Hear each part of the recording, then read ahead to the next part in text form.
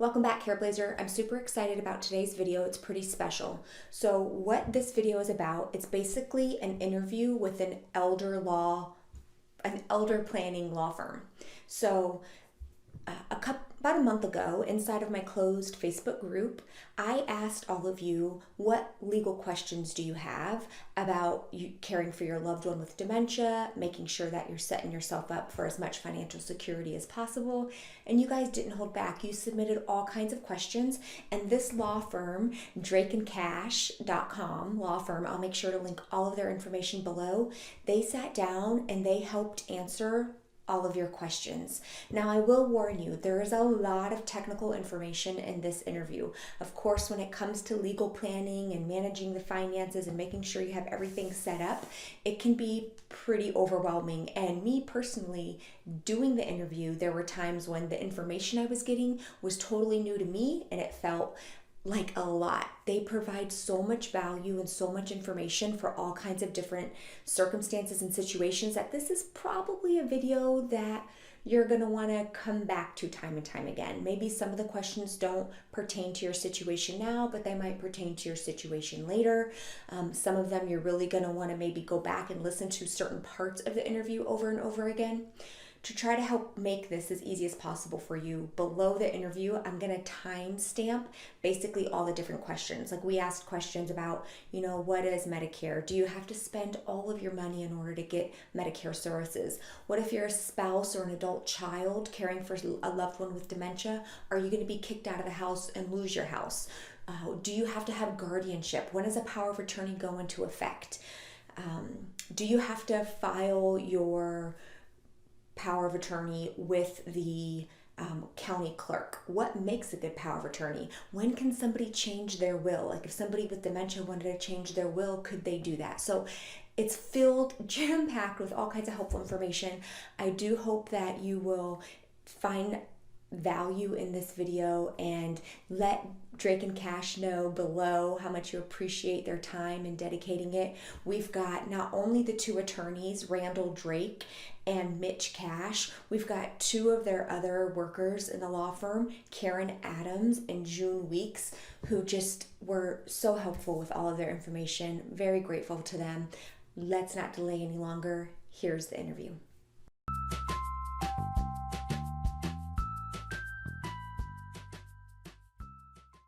All right, thank you so much for being here. I know a lot of my Careblazers are looking forward to all of your expertise and help in this area. There's so many questions that they have about how to afford long-term care, whether they need to be a POA, a guardian, where does Medicaid and Medicare come in? So I'm really grateful for all of you guys being here to be able to answer some of these questions.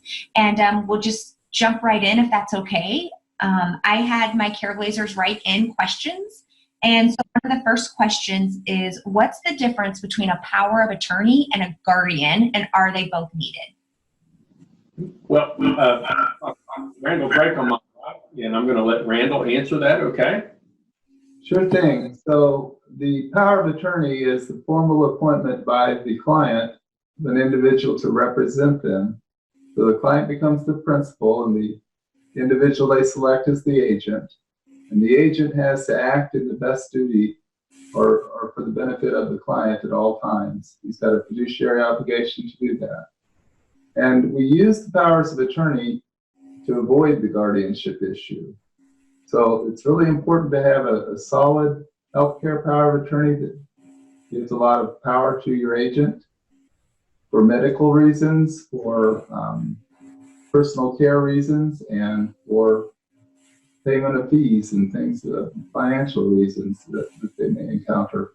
It needs to have HIPAA language in it for privacy. And there's just, we call it a loaded or a heavy financial power or healthcare power because it's got a lot of specifics in there that allow you to do what you need to do. The business power is used to conduct the daily business of the client, and it too has an agent and a principal. So we like to have those documents, and they need to be very specific. There was a time when you could say, basically, I grant my agent the power to do whatever I can do. And so you'll see those forms online a lot that are very general. What's happened is the third parties that rely upon these powers of attorney, like banks, if they don't find it specific, they won't allow the power of attorney to work. So it needs to be very precise language and very specific. Now, if we do this right, we have powers of attorney, we won't need a guardianship. A guardianship is just a court-appointed probate that happens while you're alive. And so we all know to avoid probate, and we do the powers of attorney to do so. So that's the difference between them. When you're doing Medicaid planning, for example, there's lots of things that you can do with a power of attorney that you may not be able to do so easily with the court involved. And so having the power of attorney gives you more options and less fees. You don't have the probate fees that are associated with guardianship. It can cost thousands of dollars to be in guardianship proceedings. So those are the things we try to do, and that's why we have the powers of attorney. Natalie, can I give you just a very brief example? For Yes. example, if you're born in the state of Illinois, you need specific language in your power of attorney authorizing your agent to get your birth certificate. You know, did you know that? No. Our clients don't either. And so over a period of 20 years and accumulation of knowledge and practice, you know, our durable power of attorney now is about 24 pages long because we've encountered all these situations. 20 years ago, I sat across from clients and we would talk about the possibility or the probability of something, and we would say, I'm going to ask you the question, can you finish the sentence? That'll never happen. Right. What we learned is it does happen.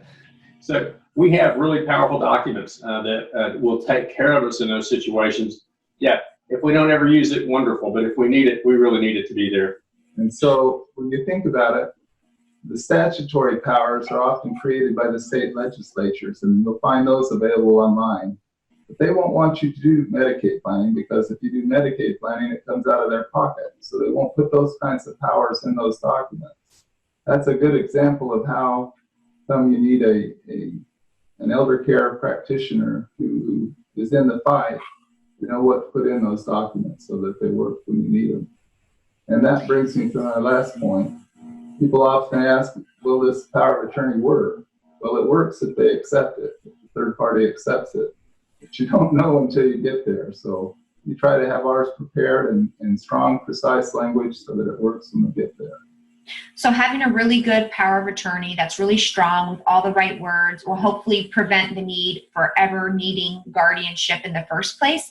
How does somebody go about making sure that they have a good power of attorney and that it has all the information in there to make it as strong as possible? What do you recommend? Where do they go? Well, what I suggest they do is, one thing they can do is they can go to our website, drakeandcash.com. Okay. We have some blogs and we have information about how you can determine whether you have a powerful power of attorney. I gave you the example of the birth certificate. You would want to examine one for that language. You also need to make sure that you have very specific language about annuities, 401ks, IRAs. There's so many things that you need in there. Length is not always an indication of quality, but you're just not going to fit these things into 2 or 3 pages. It's just not going to work.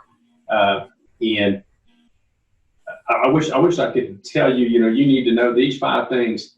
There's no magic number. It just needs to be a very high quality document. And the law changes. So every few years, probably about every 5 years, you need to have a checkup. What's changed? And we need to adjust those documents. If the HIPAA laws have changed, we need to do a new HIPAA authorization. We may need a new healthcare power of attorney. Financial industry may change their policy, not the law, but their policy about accepting powers of attorney. We need to be compliant with that so that this works. Okay, so this is a question a lot of Careblazers have: is how is it determined whether a power of attorney is in effect? Because we could all have power of attorneys right now just to protect us in the event we actually need it. We're not able to make our decisions on our own. At what point, I sometimes have Careblazers who want to take a power of attorney and show it to somebody saying, see, I have one, I can make decisions. And it's not quite that simple. Well, I'm going to ask June to answer that question for us. She looks at power of attorney documents all the time. June may not have a a law degree, but she does work in a very focused area of the law of Medicaid, and she reads these documents all the time. Go ahead, Jim. Well, the main issue is that when you know that power of attorney that you have is in effect, it's usually if the person is incapacitated in some way or unable to do what they need to do. There's a springing power of attorneys, and Mitchell straighten me out if I tell you wrong, but the springing powers, we don't typically do those in our office, but those are ones that may be done. They only go into effect when the event happens. When you're incapacitated, that's right. A springing power, really, the springing power works like this. You have to have a letter from a doctor or other healthcare professional, maybe 2 or 3, that says you're incapacitated and you now need somebody to help with you with your financial affairs. And so you work in this industry. My experience has been with family members. If I need to take somebody to the doctor to have them determined incapacitated, they're not too willing to go. And so what we do, all our power of attorney documents are effective immediately. And my reasoning behind that is, if I'm competent and my eyes are open and somebody wants to abuse the authority and trust I put in them, I can catch them doing so and I can terminate that power. If my eyes are closed and I'm incapacitated, I am no longer able to police that. So I'm going to tempt them today if they're going to be tempted. Very seldom do we have to revoke those documents, but I have done that a time or two. And it was fortunate that we made them effective immediately because we were able to see how that impacted that dynamic. And it wasn't good. And so we changed it. And it only took about an hour to revoke those things and get revocations to financial institutions. Okay. So the key about it really being in effect is some healthcare providers, probably more than one, is actually identifying this person as incapacitated. Right, but I don't make a springing power. I never do springing powers. I want the agents to know they have the authority today, so that if they're tempted to abuse that, my clients are able to see it and we can revoke that. The springing power, you're pretty much going through the guardianship process. You're going to have somebody determined incapacitated before you can ever use that document, probably, because they're not going to willingly go. Yes. Now, is springing document, is that actually a different way of doing a power of attorney? No, it's a power of attorney. It's just a matter of when does it become effective? Does it become effective today when I sign it? That's the kind of thing I do, where it springs into power when I become incompetent. Got it. And so I don't like springing powers. Okay. Now, there was a question about, do you have to register power of attorneys with the county clerk somehow? Generally, the answer is no. You only have to do that when the institution or some government body requires it. But we don't record our powers of attorney as a matter of practice, only when it's required because of the privacy issues. We don't want the public knowing what powers are out there and who can be influenced and how it can be abused. So we protect our clients and only record or file with the clerk if we have to. Some of our local banks require that now. Not all of our local banks where we are do, but sometimes they want to not treat it like it's actually legitimate unless we do file it with our local clerk of the court.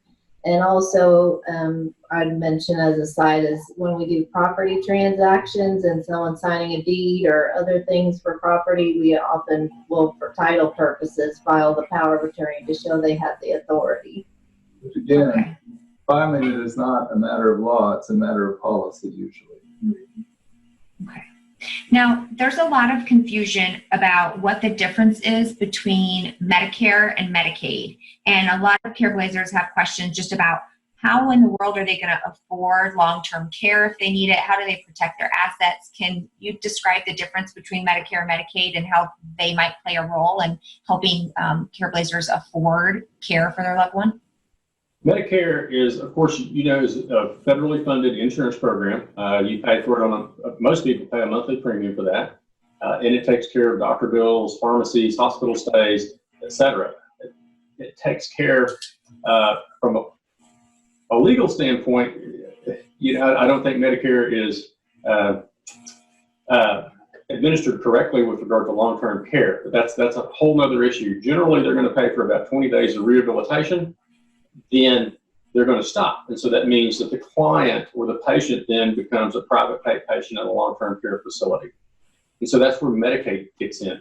And if you're a single person and you may have a home, one car, and $2,000, and those are round figures and basic things, and then you're qualified for Medicaid. If you have in excess of $2,000, you're disqualified until your assets, until you transfer away assets or you utilize all those assets and spend down to $2,000. What most people don't understand is this: you don't have to just spend the money on the nursing home. You can spend the money, you can buy burial policies for yourself, you can update your home, you can buy a new car, you can actually even give it away and get your resources, your available resources under $2,000. For most people making a Medicaid application that come through our office, we can say at least half the value of their estate for whatever purpose they want to save for. We will have to pay in about half the value of their available resources. And then we have an extra pool of money to provide a better quality of care. Maybe they want to provide something to their children or grandchildren or a charity, whatever they want to do with the money. But the rules don't actually say you have to spend it all. If you're married, typically the community spouse is going to be able to keep most of the estate, if not all of the estate. And Congress made those laws so that the community spouse would not be impoverished. It's called spousal impoverishment rules. You know, everybody's heard of the American dream, right? That's right. And that is basically, you know, a house, maybe some pets, and you retire. And then you get to go play golf or do your hobby or fish or sail or whatever the case may be. And, you know, those are, quote, our golden years. So Congress basically says, you know, even if one spouse isn't going to get to join in those golden years, we want that community spouse to be able to live that lifestyle that they had tried to attain during their working years. And so Congress created the spousal impoverishment rules so that the spouse still living in the home can do that and has the ability to live that lifestyle that they'd always dreamed of. The rules are complicated, and I will say most people cannot navigate them. But that's one of the things that we do here at the Elder Law Planning Center is we guide people through the Medicaid regulations so that they're able to still live out that life that they wanted to do. And that's very important to a lot of people, very important to us too. So I have people in situations where it's actually the adult child who has basically put their entire life on hold. Maybe they're no longer working. They're living in their parent's home to take care of their parent who has dementia. Are there any sort of similar protections in place for them so that at the point their parent has to go into long-term care, like are they going to have to move out of the home and lose all of that? And June encounters that real frequently. What happens? What happens, June? Well, the general rules in Medicaid policy is that they have an exception for caregivers. The Medicaid typically, and each state's going to administer this program a little differently, but generally speaking, there's what we call a caregiver exception that allows the parent to transfer the property into the name of the child that is the caregiver. And that is normally, you know, if we get into explaining Medicaid, they have things called penalties or divestment penalties for giving things away or transferring property and such in the 5 years prior to going in the nursing home. So if we have a child who lives with the parent, and I have one right now where he uprooted all his life out of Texas and he's camping out and is all in taking care of mom and dad. And so, you know, all the family members agree that he should have the home.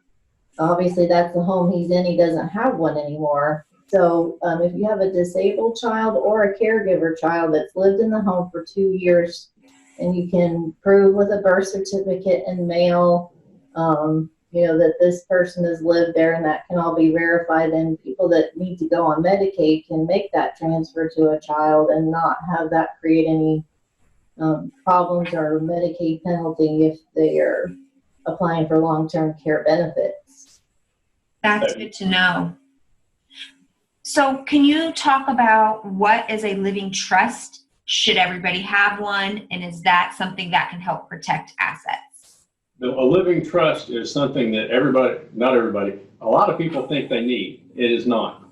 Used to, before there was I'll call it a creature statute, a beneficiary deed was authorized in Arkansas by the Arkansas legislature so that you could transfer your real property automatically on death without having to go through the probate process. Before then, a lot of people had, I'll call them residential trusts, okay, so that their home or land could be transferred without the necessity of probate. A trust is another layer of complexity in somebody's life, and obviously, as we grow, or I think obviously as we grow older, I have a mother that's 79 years old. She's still perfectly capable of thinking, but she really doesn't need another layer of complexity in her life. And it is. It's just one more thing to keep up with. There are people who need them. Some of the hallmarks or benchmarks for a trust is, do you have a disabled child who may be getting Medicaid benefits? Well, we may want a trust to take care of that so that they don't get disqualified from those benefits. You have a child that really needs protection from themselves. They may have an addiction or something of that nature. They may not need access to a lot of money. Maybe they've been married multiple times, filed bankruptcy multiple times, and they may need that asset protection so that they actually can derive some benefit from any estate that their parents leave them. And all of those are good reasons to have trusts. Also, some people are concerned about if one spouse dies and the other spouse remarries, that their estate's going to be rated by either the young man or young woman that may come into the surviving spouse's wife. And if they're concerned about that, yes, we can protect against that in a trust. But they're not for everybody. And if you don't need one, we can utilize beneficiary designations, a very simple will, things of that nature. So you just don't need one more thing to maintain. I'm only 57, and I don't want anything extra to take care of. But I need a trust. My children are ranging in ages from 19 to 23. They're young, and so we would need an orderly way to distribute our estate if my wife and I both passed. At some point, I live on a farm that's been in my family for a very long period of time, over 100 years now. That farm will go into an asset protection trust. It won't be available to me. I won't own it any longer. I'll still have the use and benefit of it for the rest of my life. And then my children will actually be able to decide at the end of my life whether they want to continue to have the asset protection that very particular trust will provide my family. And so there are multitudes of trusts. There's lots of trusts. We can use legacy trust too. Randall and I worked on one the other day, and I think we're going to take $200,000 or $300,000 worth of IRAs, and we're going to stretch them out to about $1 million worth with a legacy trust. There's a lot of trusts out there, but there is not a one size fits all, and each family dynamic will dictate really what you need. And I want to top that off a little bit. You want to make sure that you understand that a revocable trust will not protect your assets as a general rule. Randall uses a very good analogy. It's just like a shoebox without a lid, a revocable living trust. You can get stuff in and out real easy. An asset protection trust is that shoebox with a lid. You drop a quarter on it, it bounces off. But you can't get in there to get it. We design ways to get things out of it, but there are ways that it's a little difficult, and it's that way on purpose. But there's a lot of different kinds of trusts out there. I can really see the value in kind of going through like an elder planning, like organization like yours, because even as I listen to this, it's quite overwhelming. Like there's a lot of information, and I can only imagine how families feel when they're actually at where maybe they want to like place their loved one and they're trying to process all this information. Yes, it's like taking a drink out of a fire hose. Yes, exactly. Right?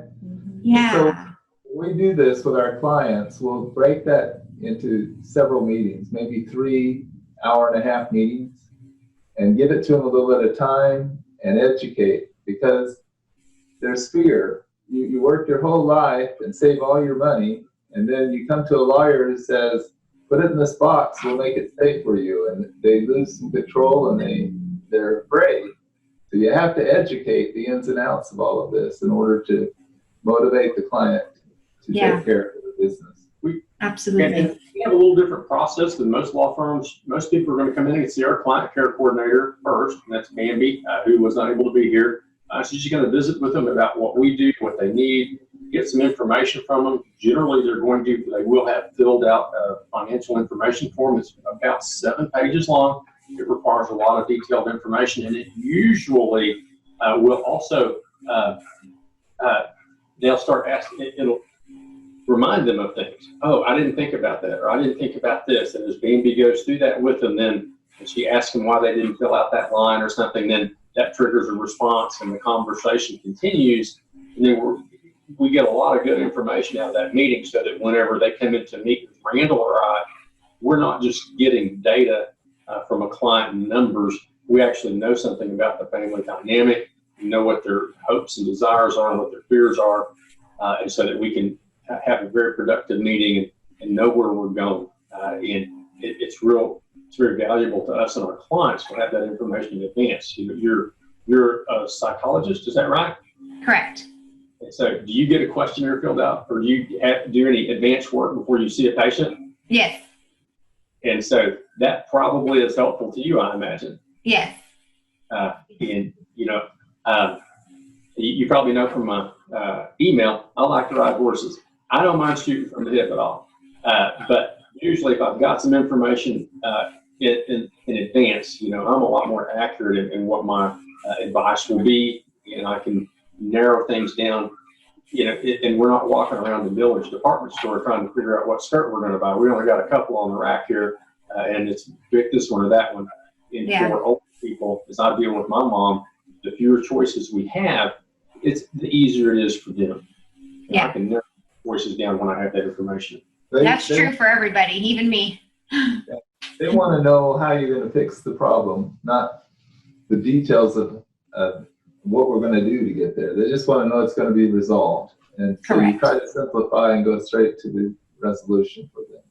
Okay. Now, kind of staying in line with protecting assets, a couple of Careblazers have heard that maybe somehow divorce can help protect some assets, but I'm getting that since there's that spousal protection in place, maybe it's not needed. Have you heard this? And what do you have? I have never advised anybody to get divorced ever. Just don't see it. People do ask though. That is a common question. They all say to me, I should just get divorced, especially when I tell them there's a way not to, but sometimes they feel like, well, you lose the spousal protection. Break, right. But I would just jump in on that one. It's what they heard. Yeah. It's not advisable, no. It's not.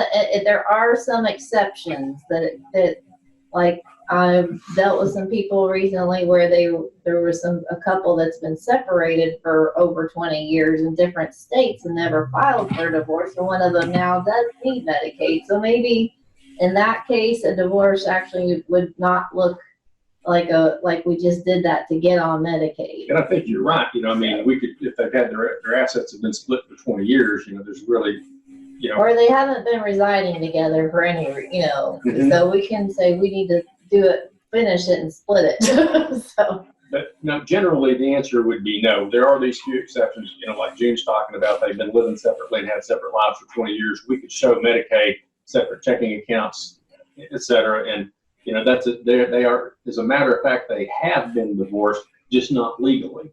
Got it. And I think Medicaid would say, oh, okay. Now, the rules say otherwise, but I think that we might have to appeal that. I think we could be successful on the appeal. That's my opinion. I've never done that yet, so we'll see. Okay.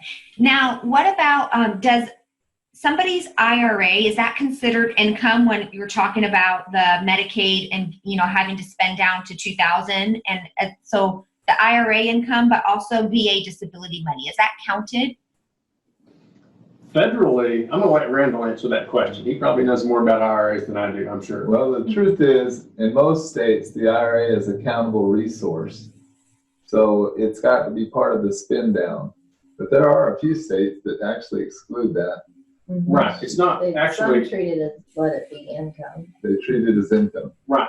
Well, in Arkansas, the IRA is treated just like a savings account in a bank. It's just an available resource. The total value of the IRA.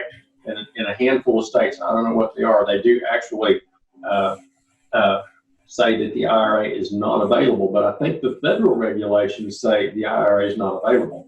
But the states have not always followed the federal regulations.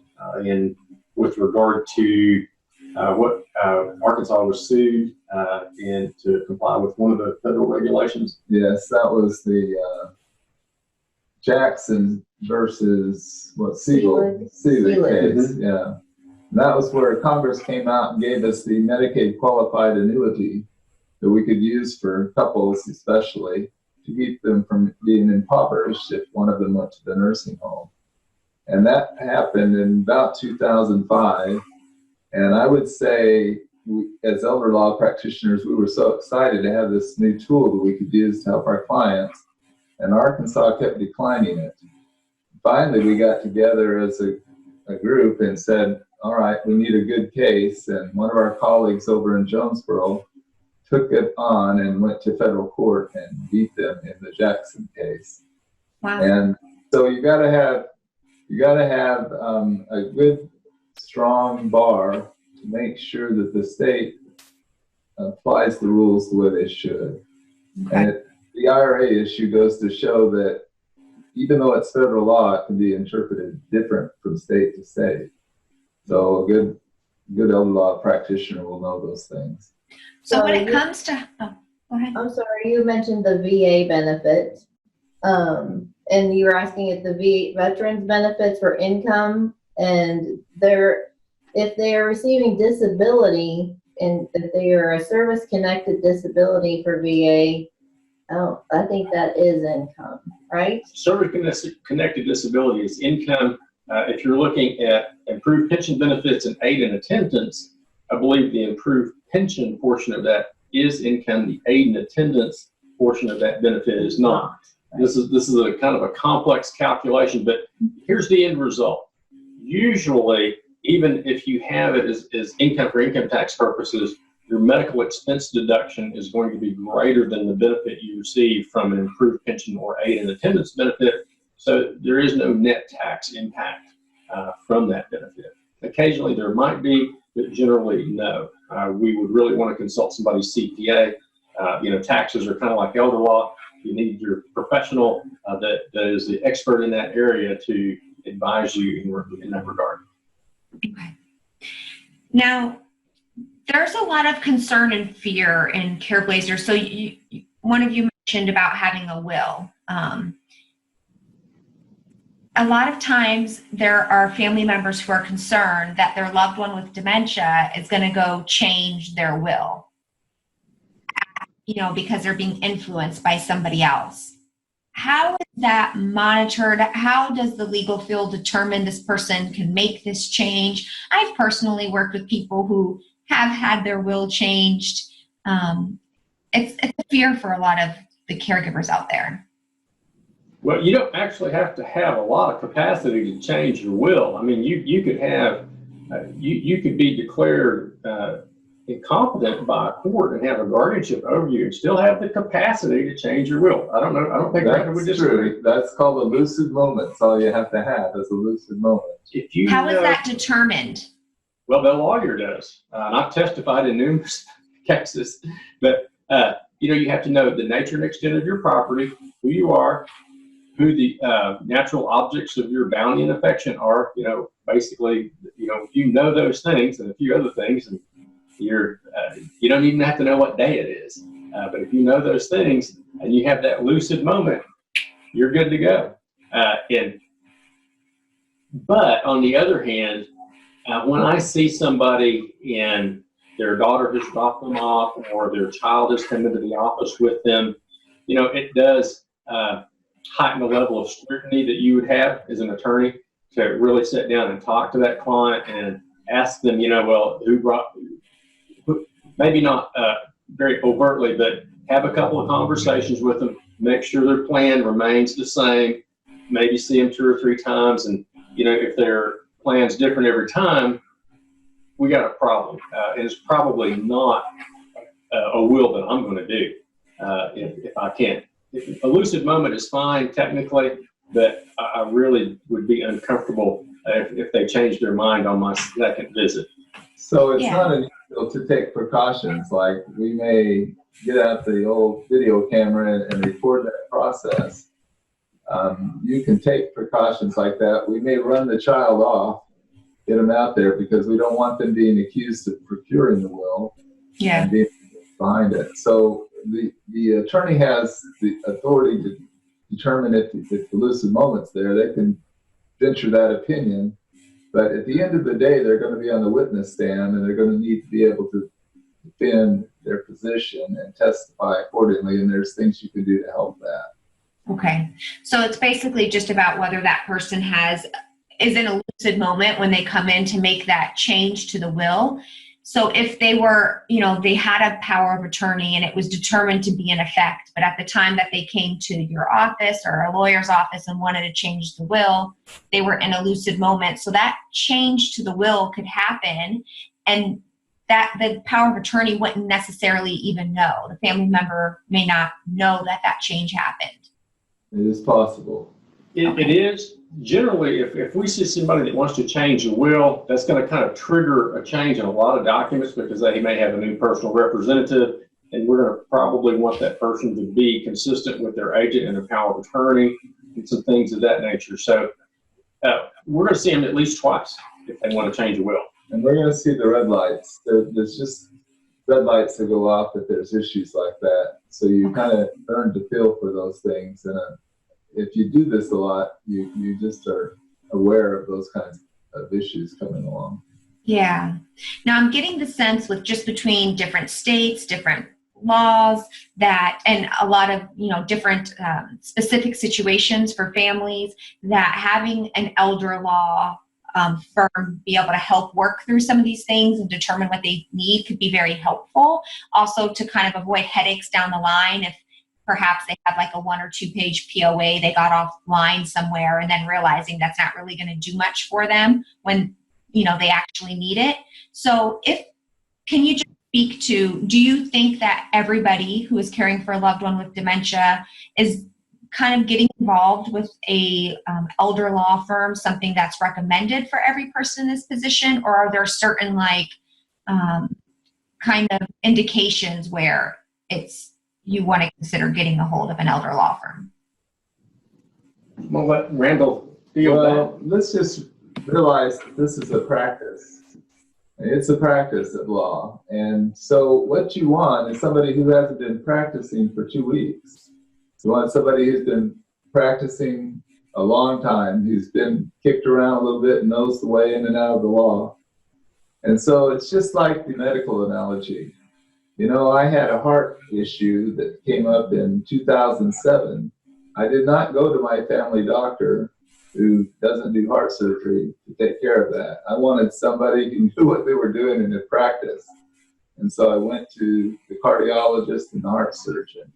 And it's the same way in law. The law is so fractured. There are so many fields and so many areas of interest. Nobody can be good at all of them. And I'm amazed that a general practitioner, the whole idea even overwhelms me when I think about trying to just stay up on the elder law issues and the estate planning that we do.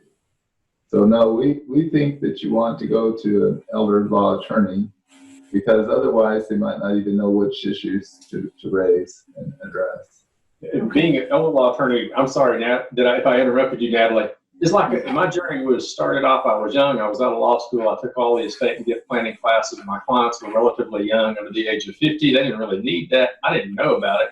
And then as I grew older and my hair grew gray and thin and so on, and so did my clients, and it became a reality that the knowledge I had wasn't going to work for my clients as they approached the age of 70 or so. And so I began to learn about elder law, and I began to learn that really I didn't, 10 years ago, I wasn't prepared to be an effective estate planner, because I could only plan for those people that would never need this. And as it turns out, that's probably about 30% of the population. So I began to educate myself, I always say 7 or 8 years ago, but it's been longer than that now, some time ago. And I still continue to learn. I used to be the president of the Arkansas Continuing Legal Ed Board and our executive vice president. I said, he got more CLE than anybody. Randall and I probably have 20 to 30 hours a year, and you only have to have 12.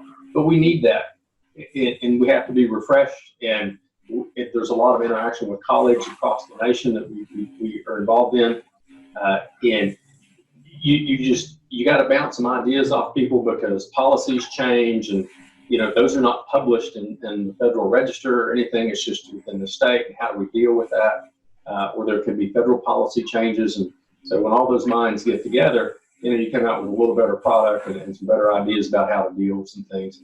And if you visit with me again, you'll know I'm like a jukebox that's broke. You put a quarter in and it all gets played. Okay. That's funny. So a question about cost of going to an elder law attorney. I imagine that this is one of those things that you put up a cost to have the right documents to be able to set everything up correctly to save you potentially from a lot of financial loss down the road. But can you kind of explain to people who might be thinking about getting involved with an elder law attorney, like what's a general price, if you're even able to answer that question, and then how maybe the upfront cost is worth it in the end based on what's able to be saved?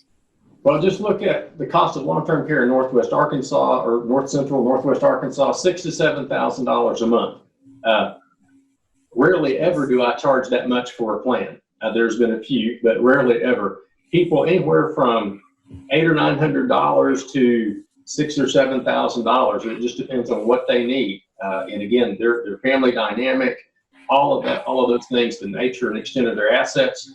It's a fairly extensive equation that goes into determining, what they're going to need.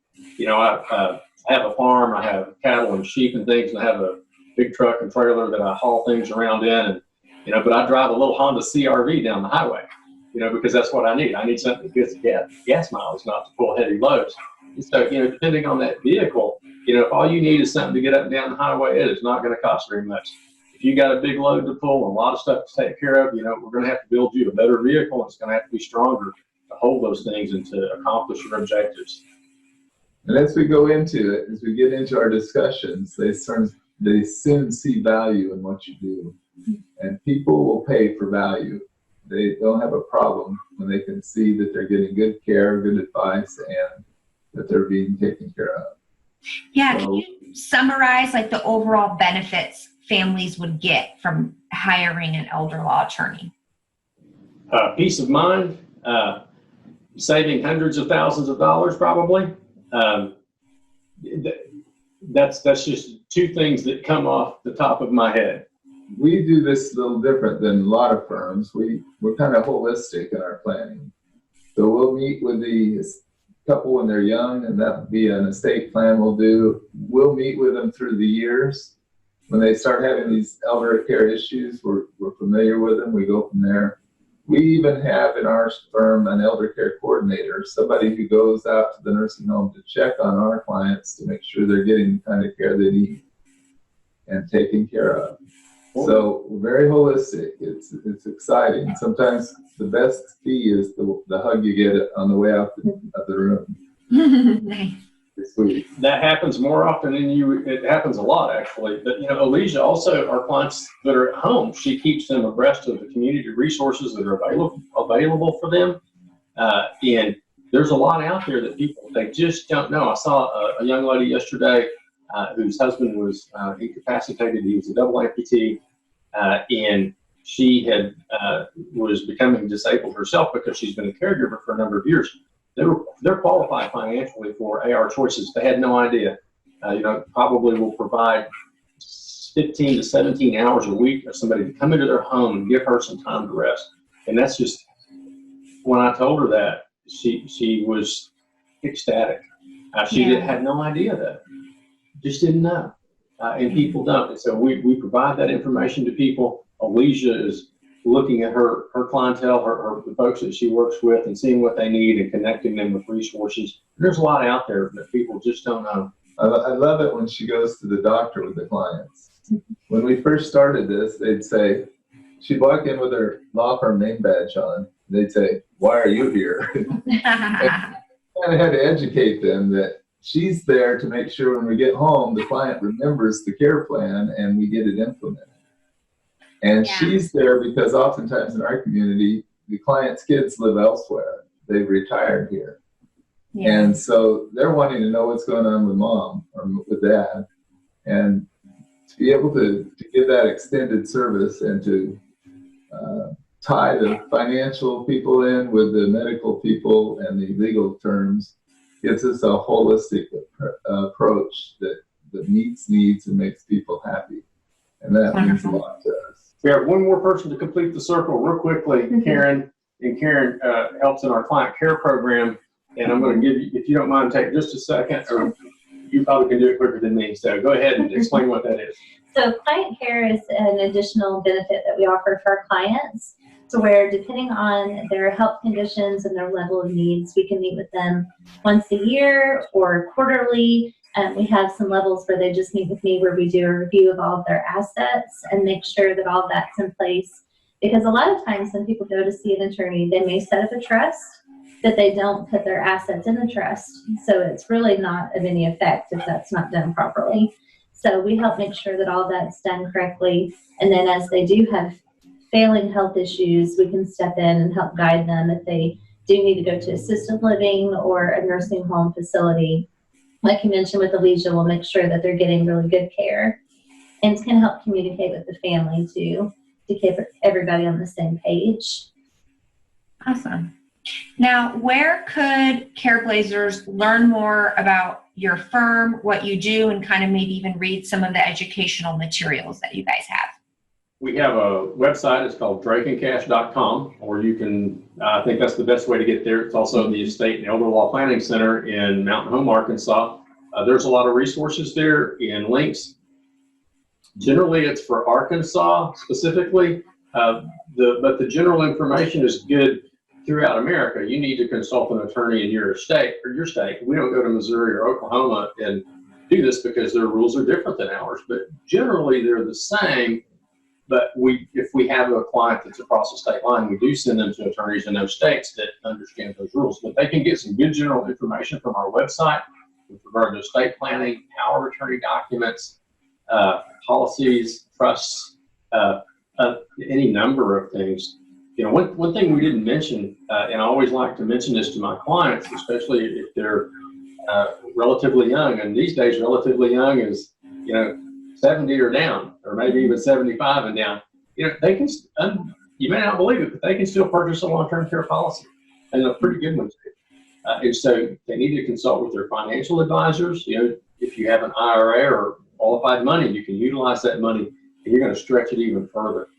Or you may just buy, or I'll call it a regular policy where you're paying in every month, or you may have qualified money in which you buy a different kind of policy. But those can be extremely effective, and it buys the client options of in-home care, assisted living care, or long-term care, and that also protects their estate as well. Just provides them another option or a lot of options. We really think that Medicaid in its current fashion is not sustainable long-term. And so we're teaching our clients that you need to start looking out for yourself, and insurance is one of the ways.